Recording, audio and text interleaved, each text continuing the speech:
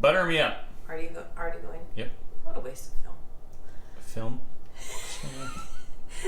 Hello, welcome to Go Beyond Petty. Today we are making toffee, something that everybody loves. It's actually easy, but nobody makes it, so we're going to make it today. And oddly enough, this was originally more or less coming from the real Betty Crocker, who wasn't a real person. But this was based on that recipe from the early 1970s. So you don't have to have a candy thermometer, which is awesome because most people don't have one, and most regular thermometers don't go up that high. So we don't have to actually worry about the temperature. We just have to count time. So we just need to get it to boil and count for 7 minutes. And keep it stirring, don't leave it. So we're gonna start with a cup of butter, so 2 sticks of butter to 1.5 cups of brown sugar. So this is just a light brown sugar.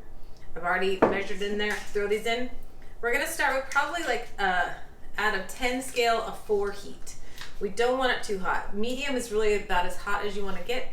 And I know it seems like it takes forever to get it to boil, but it will. And then exactly 7 minutes from a full boil, not bubble, bubble, bubble. Full boil, count 7 minutes. All right, so let's get this started. Don't rush it or you'll lose your temper. Apparently, I don't know where I learned to open up butter packages. Salted? Good question. Is this salted butter? Yes, I only use salted butter. I never get regular butter because I like extra salt. So yes, always salted butter. So here we go, about just under a medium heat. This is a full boil. It's really fluffy. Again, keep stirring it. Don't take your eyes off it. All right, so our toffee's been going for 7 minutes. I've gotten some nuts. You can use any nuts that you want and any kind of chocolate that you want. I tend to use something like walnuts, macadamia nuts, things that don't need to be toasted. Whereas if you use pecans, you really should probably toast them ahead of time. You don't have to, but they taste a whole lot better. So we're gonna use 2 cups of nuts to 1 cup of chocolate. The chocolate doesn't have to be melted. It'll melt on its own. So I'm gonna take the toffee off and pour it directly on top of the nuts. So just be very careful. Hot sugar is no man's friend. I'm using my brand new oven mitt. Oh, I hope I don't ruin it. Made by Van Made It. So I've just poured the toffee on and I need to get my chocolate on immediately.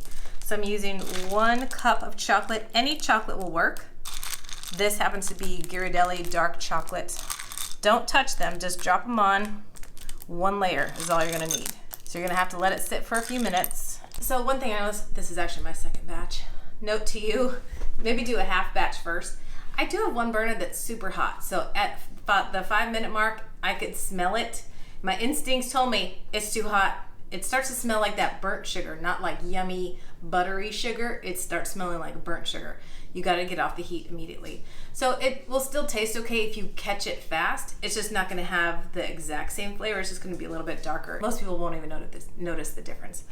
But this I caught just in time. So definitely have it on, if you know your settings, you might need to go low. Just a nice low rumble boil, not like a hard boil, just nice low rumble. All right, after this sits for a minute or 2, we can smear it around and then we'll let it sit in the fridge. After the chocolate has set on top of the toffee for a couple minutes, that heat will get to the chocolate and you can see the chocolate is getting sweaty. All you need to do is get some type of spatula and smear it around. And these are really big chocolate chips. Smaller chips would melt even faster. Milk chocolate would melt faster still. These are very dark. If you want to put some kind of extra thing on top, you could have done, you could do sea salt. You could chop up the same nut and kind of have more of like the nut dusting the top. Or you could do this in reverse. You could do just the toffee and the chocolate and then put some nuts on top. So it's really dealer's choice. I'm gonna let this cool a little bit. When it is probably 50% like solidified, then I'll put maybe a little sea salt on it. But I use salty butter, so you don't have to do that. I just like the way it looks, the little crystals of salt. But that's it, put it in the fridge. Don't cover it, leave it uncovered because it would stick immediately to whatever you're putting on it. And then when you're done, just break it up into hunks, put it in a nice little bag and give it as a gift. Try not to eat it all. Try not to even start because once you start, you can't stop. But it's tough to stop. Yes, it is tough. So thank you for joining me at Go Beyond Betty, where you are taking risks in the kitchen. You're making candy without a candy thermometer, throwing caution to the wind. Very proud of you. We'll see you next time. Bye. What do you want them to do? Oh, like, subscribe.